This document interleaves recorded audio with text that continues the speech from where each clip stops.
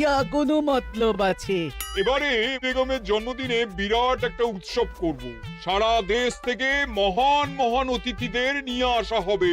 দুনিয়ার সেরা সেরা খাবার, সেরা সেরা গাইয়ে, সেরা সেরা বাজিয়ে, সেরা সেরা নাচিয়ে রাতকে দিন করে দেবে এমন रोशनाई।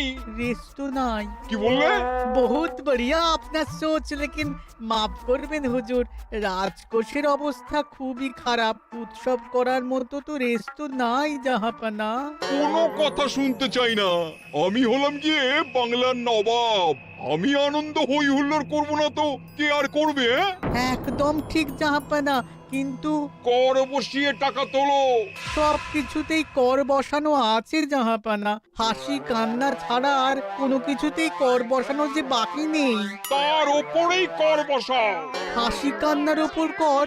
না, শীতকাল আসছে, বসাও বসাও কর হাঁচির ওপর। হ্যাঁ, হাতির ওপর কর? বসাও। ওরকম মুখ করে আছো কেন? যদি না পারো তো বলে দাও, আমি অন্য উজির নিয়োগ করব।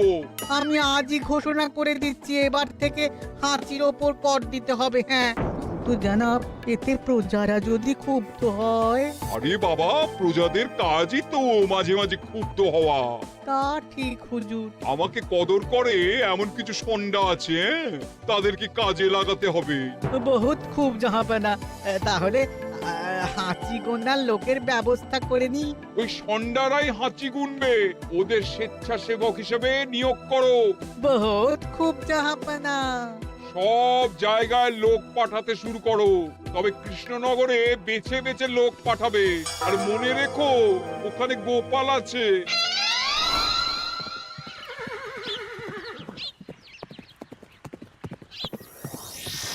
সব জায়গায় কর আদায়কারী পাঠিয়ে দেওয়া হয়েছে জাহাপানা। আপনার কথা মতো তাদের বলে দেওয়া হয়েছে যে আদায় হওয়া করের 10% তাদের বেতন হিসেবে দেওয়া হবে। সুতরাং কর আদায়ে কোনো ঢিলেমি হবে না। বহুত আচ্ছা, বহুত আচ্ছা।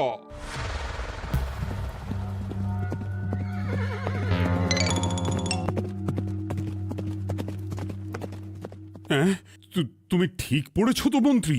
হাঁচির উপরে কর? বলেন তো, আর একবার পড়ছি মহারাজ। আসলে এটা নবাবই মশকরা। আমাদের নবাব যে খুবই রসিক মানুষ তা তো আমরা দেখেছি। বারবার কৃষ্ণনগরের সঙ্গে রসিকতা করতে গিয়ে হাঁড়ি ফেটে রস একেবারে মাখামাখি হয়েছে, আর সারা গায়ে পিঁপড়ে ধরেছে। মস্করা নয়, একদম সত্যি কথা। হাঁচির উপরে কর বসানো হয়েছে, আর আমরা হলাম নবাবের খাস হাঁচি গোনার দল। আমরা এই কৃষ্ণনগরে থিতু হয়ে বসলাম বটে। এবারে হাঁচি গুনবো আর মোহর আদায় করব। গোপাল, তুমি কি বলো? সর্দার, তোমাদের এখানে আসা একেবারেই লোকসান হয়েছে। কেন মশাই? আচ্ছা, আপনি গোপাল? না না, আপনার কোনো কথাই শুনবো না। আমাদের বই বই করে বলে দেওয়া হয়েছে, গোপাল হইতে সাবধান। সর্দার, আমি তোমাকে সাবধান হতেই বলছিলাম। হাঁচি ধরতে গেলে তোমাদের খুব সতর্ক থাকতে হবে, কারণ এই কৃষ্ণনগরের বাসিন্দাদের শরীর স্বাস্থ্য এত ভালো যে এখানে কেউ হাঁচে না, কাশে না, ঢেকুর তোলে না, ইয়ে করে না। বলেন কি মশাই? এটা তো নবাবকে জানাতে হচ্ছে।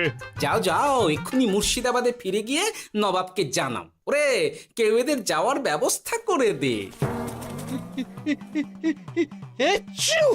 ওই তো হেঁচেছে।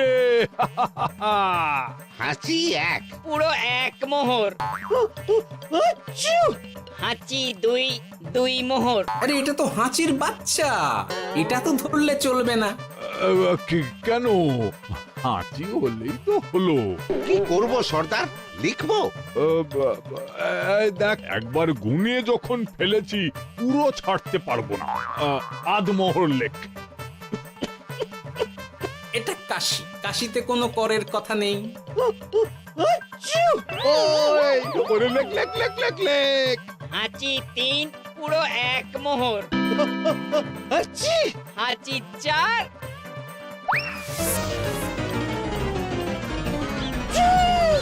হাঁচি পাঁচ, লেখো। হাঁচি ছয়,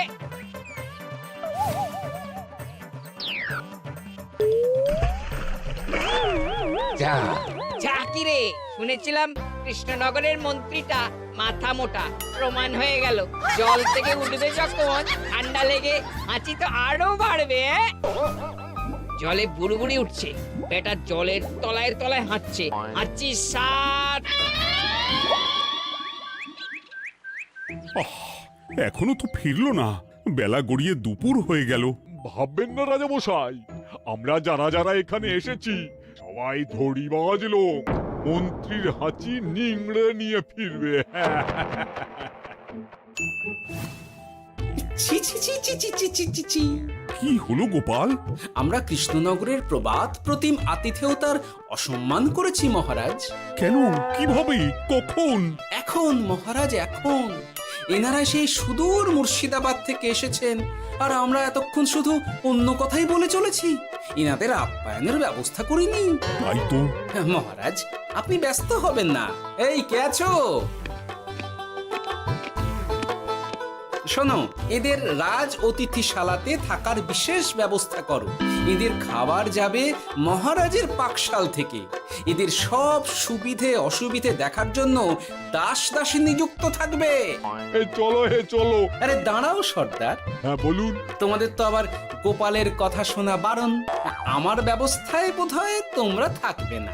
বাদ দিন তো, আসলে ভয় ছিল আপনার বুদ্ধিকে, আর ভয় নেই। কেমন আগু পিছু বিচার না করেই বলে ফেললেন এখানে কেউ হাঁচে না। বুঝে গেছি, আসলে গোপাল হলো গল্প। চলো হে চলো, ও বড্ড খিদে পেয়েছে। প্রহরী, এই সর্দারের দলের বাকি লোকগুলো এলে এদেরকেও অতিথিশালায় নিয়ে যেও। হ্যাঁ, আচ্ছা। কি গোপাল, এই রক্তচোষাগুলোর জন্য তুমি রাজনিবাস আর রাজভোগে ব্যবস্থা করে দিলে? গোপাল কার পক্ষে মহারাজ? এতক্ষণ গোপালের সব কাজ তো কৃষ্ণনগরের বিপক্ষে গেল। বটেই তো, আমি মনে মনে গণনা করে দেখলাম গোপালের শুল যোগ শুরু হয়েছে। আগামী 1 যুগ ধরে গোপাল যেখানে থাকবে সেখানে রাহুর প্রকোপে দুঃখ দারিদ্র মহামারী একসঙ্গে এসে ধরা পড়বে। মহারাজ, গোপাল কখনো কৃষ্ণনগরের খারাপ ভাবেনি। সে যখন ওই রক্তচোষাদের রাজভোগে রাখার ব্যবস্থা করেছে, তখন বুঝতে হবে এর মধ্যে একটা ঘোরতর প্যাঁচ আছে। গোপালই তাহলে বলুক, কি প্যাঁচ? মহারাজ, মানুষ বিলাসের সুযোগ পেলে কাজ ভুলে বিলাসেই ডুবে থাকে। কত সম্রাট মহাসম্রাট বিলাসিতায় ডুবে কত সাম্রাজ্য মহাসাম্রাজ্য ভেঙে টুকরো করেছে। এরা তো নবাবের পাঠানো কিছু মূর্খ বালক মাত্র মহারাজ। এদের রাজভোগে ডুবিয়ে দিলে হাঁচির কথা কি এদের মনে থাকবে?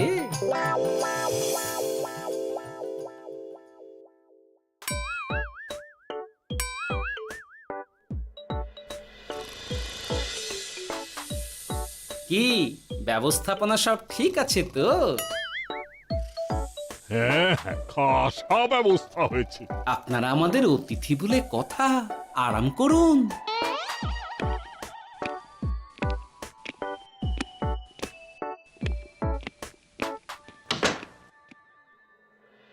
বিজ্ঞানী, তোমার এই দুমুখ আয়না আবিষ্কার তোমার জীবনের সেরা কাজ। একদিক দিয়ে আয়না, অন্য দিক দিয়ে কাঁচ। কেউ জানতেই পারবে না যে তার উপর নজর রাখা হচ্ছে। অনবদ্য অনবদ্য। মহারাজের জয় হোক। কিন্তু মহারাজ, এই কৃতিত্বের মূল ভাগীদার আমাদের মন্ত্রী। তাই নাকি? হ্যাঁ মহারাজ, মন্ত্রীর দুমুখ কাজকর্ম দেখেই দুমুখ আয়নার কথা আমার মাথায় আসে। মুখ সামলে কথা বলো বিজ্ঞানী। ওরা শুনতে পাচ্ছে। যা চেঁচালেন 20 ইঞ্চির দেওয়াল ভেদ করে ওদিকে চলে যাবে কথা। এই কে যেন কাকে মুখ সামলে কথা বলতে বললো?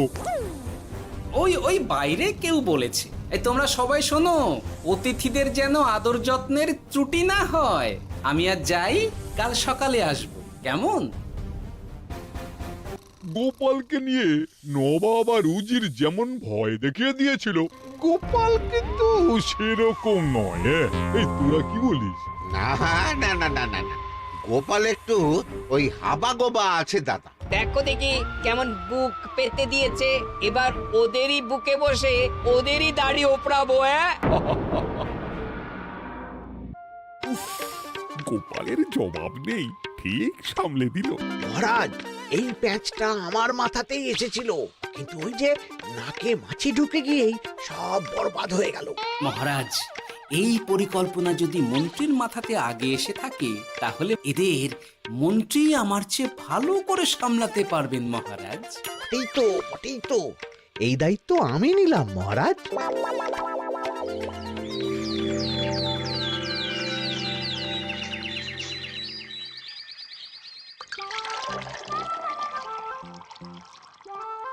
আহা, সকালে ঘুম থেকে উঠে এই রকম বেলের পানা যেন স্বর্গের অমৃত।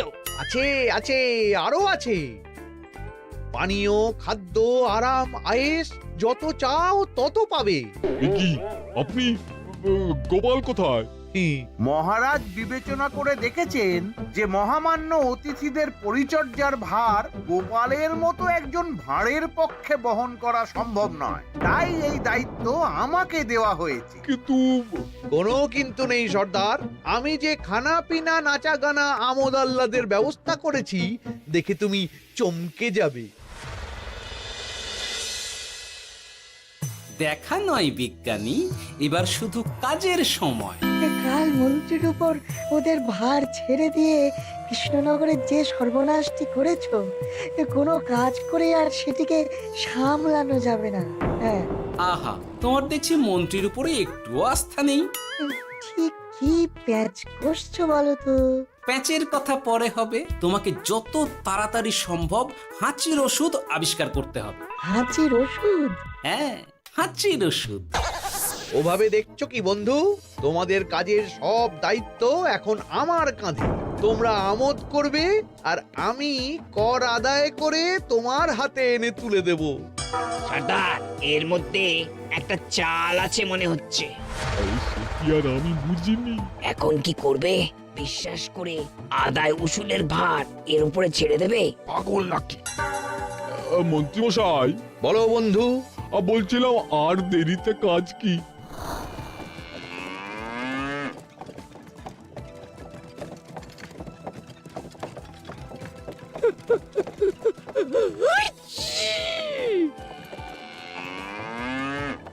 মন্ত্রী, লেখো হাঁচি এক।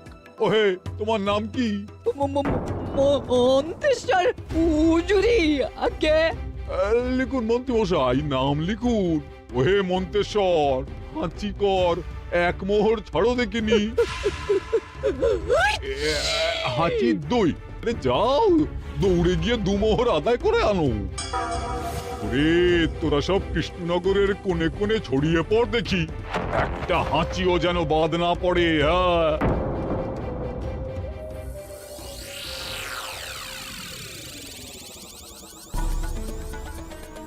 এটা হুজুরে আলাক বর্ধমান, খাম্বাস এবং কৃষ্ণনগর থেকে। চমৎকার চমৎকার। তাহলে গোপাল কিছু করতে পারেনি, আমাদের যুব শক্তি কৃষ্ণনগরকে পুরো নিংড়ে নিয়ে আসছে। মহারাজ কৃষ্ণচন্দ্রের একটা আবেদন আছে জানাব। এই হাঁচি করের 30% যদি ওই রাজ্যকে দেওয়া যায় তাহলে আদায় উসুল আরো ভালো হবে। ওরা বলেছে যে আপনি যদি 30% দেন তাহলে কর আদায় একেবারে জান লড়িয়ে দেবে। মঞ্জুর মঞ্জুর। আর একটা আর্জি আছে হুজুর, কৃষ্ণচন্দ্র কদিন বাদে নবাবকে কৃষ্ণনগরে আমন্ত্রণ জানিয়েছে। কেন? কৃষ্ণনগরের নবাব এবং তার উন্নয়ন উপলক্ষে এক মহোৎসব হবে। সেই সঙ্গে শহরে থাকা ইংরেজদের কাছেও নবাবের সৈন্য বলের এবং নবাব ও কৃষ্ণনগরের মধ্যে পারস্পরিক ভ্রাতৃত্বের সম্পর্কের বার্তাও পৌঁছে দেয়া যাবে। নবাবের অধীনস্থ রাজারা নবাবের শত্রু, এই রকম একটা ধারণা থেকে ইংরেজরা ইদানিং বেপরোয়া হয়ে উঠেছে, তাতে লাগাম উঠবে। বহুত খুব, মঞ্জুর মঞ্জুর মঞ্জুর।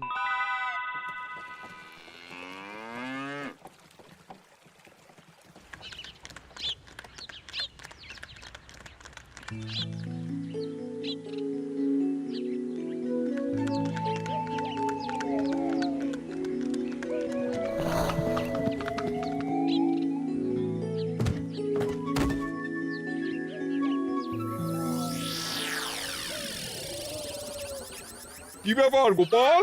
জাহাপনা বলুন কি খিদমত করব? আমি যা বলবো তাই করবে। অবশ্যই জাহাপনা। কি আবার উজির, তুমি সাক্ষী, মহারাজ কৃষ্ণচন্দ্র আপনিও সাক্ষী। গোপাল আমাকে কথা দিয়েছে আমি যা চাইবো তাই করবে। গোপাল, তুমি আমার সঙ্গে মুর্শিদাবাদ যাবে। এখন থেকে আমার দরবারের বিদূষক হিসেবে থাকবে, কেমন? ওরে ওরে ওরে ওরে ওরে তোরা বাজনা বাজা। এখন থেকে গোপাল আর কৃষ্ণনগরের নয়, গোপাল মুর্শিদাবাদের। চড়ছে বাজা।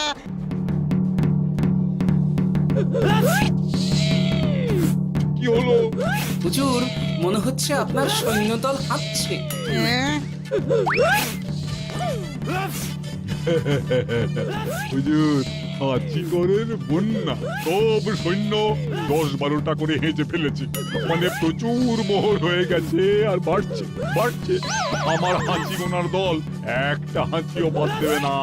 মোহর রাখার জন্য নতুন পোশাকখানা বানাতে হবে হুজুর।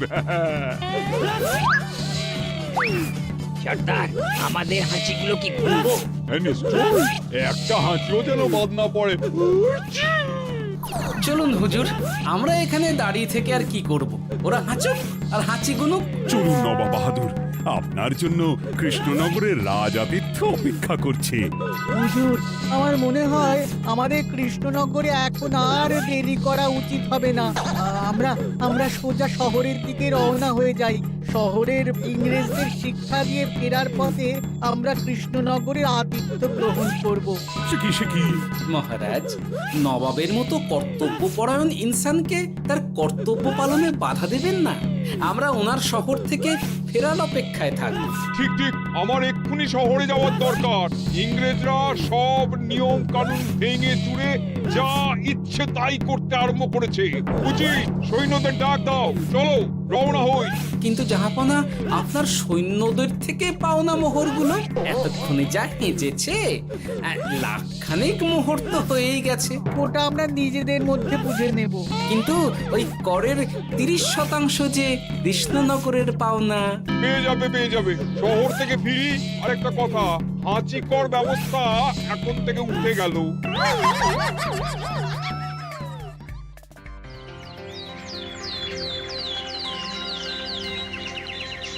মহারাজ, কিভাবে গোপাল ভাঁড় মহাশয় নবাবের উন্মাদের মতো জারি করা ওই হাঁচিকর থেকে আমাদের সকলকে রক্ষা করেছেন তা আমরা সকলেই জানি।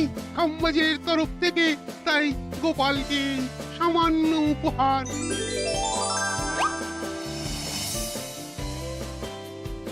ওহ গোপাল, সত্যি তোমার জবাব নেই। কিছুই হতো না যদি না বিজ্ঞানী ওই হাঁচি চূর্ণ আবিষ্কার করত। এই উপহারের অর্ধেক কিন্তু বিজ্ঞানী। সবই তো বুঝলাম, নবাবকে সৈন্য সহ নিমন্ত্রণ থেকে সৈন্যদলকে হাঁচি চূর্ণ মাখানো, চাঁদোয়ার তলায় ঢোকানো পর্যন্ত। কিন্তু চাঁদোয়া থেকে হাঁচি চূর্ণ ঝরে পড়লো কি করে সেটাই তো বুঝলাম না। এটা তুমি বলো বিজ্ঞানী। শব্দের বাতাসে কম্পন তৈরি হয়। গোপালের হাততালিতে আমার ঘরের শাড়ি থেকে হাঁচির জন্য ঝরে পড়েছিল। এখানে চাঁদোয়া থেকে ঝরে পড়েছিল বাজনার শব্দে। কি ব্যাপার বিজ্ঞানী, তুমি এখন ছেলে খেলা করছো? হাঁচির ওষুধ হয়ে গেছে। মূল উপাদান তামাক, গোলমরিচ আর আলকুশির গুঁড়ো। কাজ হবে? হাততালি দাও। কাজ হলো। ব্যাপারটা কি হলো? ওই শাড়িটাতে হাঁচি চূর্ণ মাখানো আছে। তোমার হাততালির শব্দের কম্পনে ঝরে ঝরে পড়েছে। একবার নাকের কাছে এলে পিঁপড়ের থেকে পিশাচ হাঁচতেই হবে। নবাব যদি বাজনা বাজাতে না বলতো। আমাদের বাজনদাররা তৈরি ছিল মহারাজ। যাক, সবই ভালোই মিটে গেল। যার শেষ ভালো তার সব ভালো। ব্যাস, এখন শুধু একটাই কাজ বাকি। নবাবের কাছ থেকে করের 30% বাবদ পাওনা মোহর মুর্শিদাবাদে গিয়ে নবাবের কাছ থেকে তুমি নিয়ে আসবে। আচ্ছা মহারাজ।